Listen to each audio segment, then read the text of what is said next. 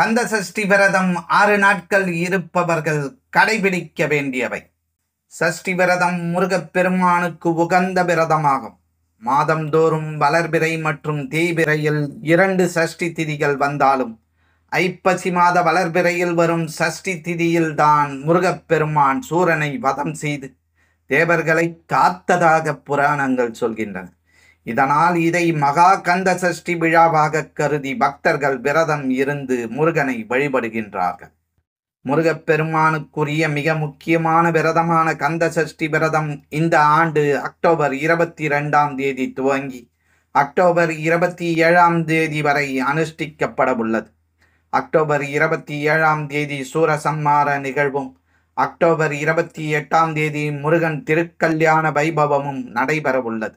முருகப்பெருமானின் அருளை பெற வேண்டியும் முருகப்பெருமானிடம் முன்வைத்த வேண்டுதல் நிறைவேறவும் லட்சக்கணக்கான பக்தர்கள் ஆண்டுதோறும் சஷ்டி விரதம் இருப்பது வழக்கம். முருகனுக்கு 48 நாள் சஷ்டி விரதம் இருப்பவர்கள் செப்டம்பர் 10ஆம் தேதி துவங்கி விரதம் கடைபிடித்து வருகின்றனர். அப்படி 48 நாள் விரதம் இருக்க முடியாதவர்கள் 21 நாள் விரதம் இருப்பார்கள். 21 நாள் கந்த சஷ்டி விரதம் இருப்பவர்கள் அக்டோபர் 10ஆம் தேதி விரதத்தை துவங்கி உள்ளனர்.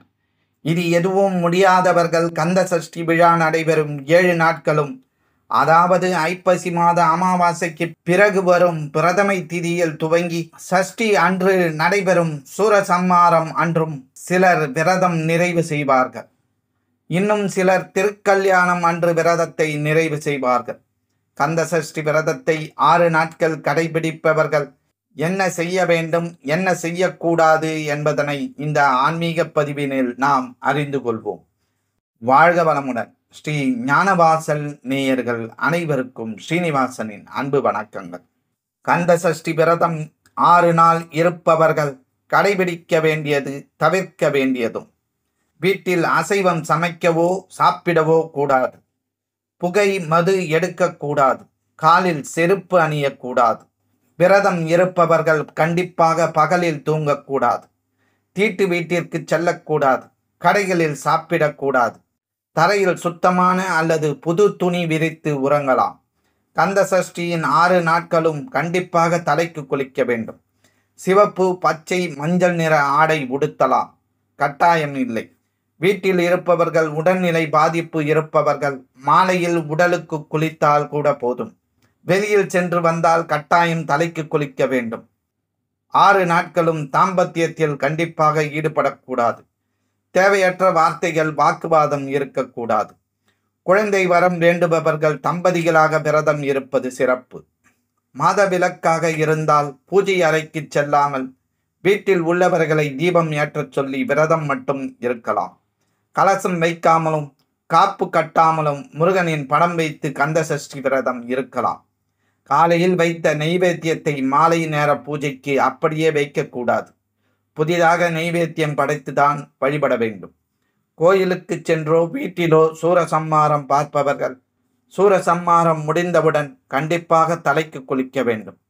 எந்த விரதம் எடுத்தாலும் சரி, சூரசம்மாரம் முடிந்ததும் 1 டம்ளர் பால் குடிக்க வேண்டும். 7ஆம் நாள் திருக்கல்யாணம் முடிந்துதான் கந்த சஷ்டி விரதத்தை பூர்த்தி செய்ய வேண்டும். எந்த விரதம் இருந்தாலும் தினமும் தண்ணீர் கண்டிப்பாக அதிகம் குடிக்க வேண்டும். தண்ணீர் குடிக்காமல் விரதம் இருக்கக்கூடாது.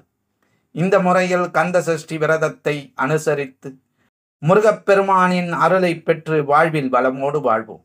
இந்த பதிவினை உங்கள் உற்றார் உறவினர் நண்பர்களுக்கு பகிர்ந்திடுங்கள். இந்த பதிவினை பற்றிய உங்களது மேலான கருத்துக்களை எங்களுக்கு பதிவிடுங்கள். மற்றும் ஒரு ஆன்மீக பதிவில் நாம் அனைவரும் சந்திக்கும் வரை உங்களிடமிருந்து நன்றியும் வணக்கத்தையும் கூறி விடைபெற்றுக் கொள்வது ஸ்ரீ ஞானவாசல் ஸ்ரீனிவாசன். நன்றி, வணக்கம்.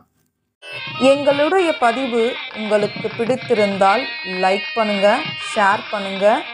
மீண்டும் தொடர்ந்து இது போல பல பதிவுகளை பார்ப்பதற்கு எங்கள் சேனலை சப்ஸ்கிரைப் செய்து பெல் ஐக்கானை கிளிக் செய்து கொள்ளவும். நன்றி, வணக்கம்.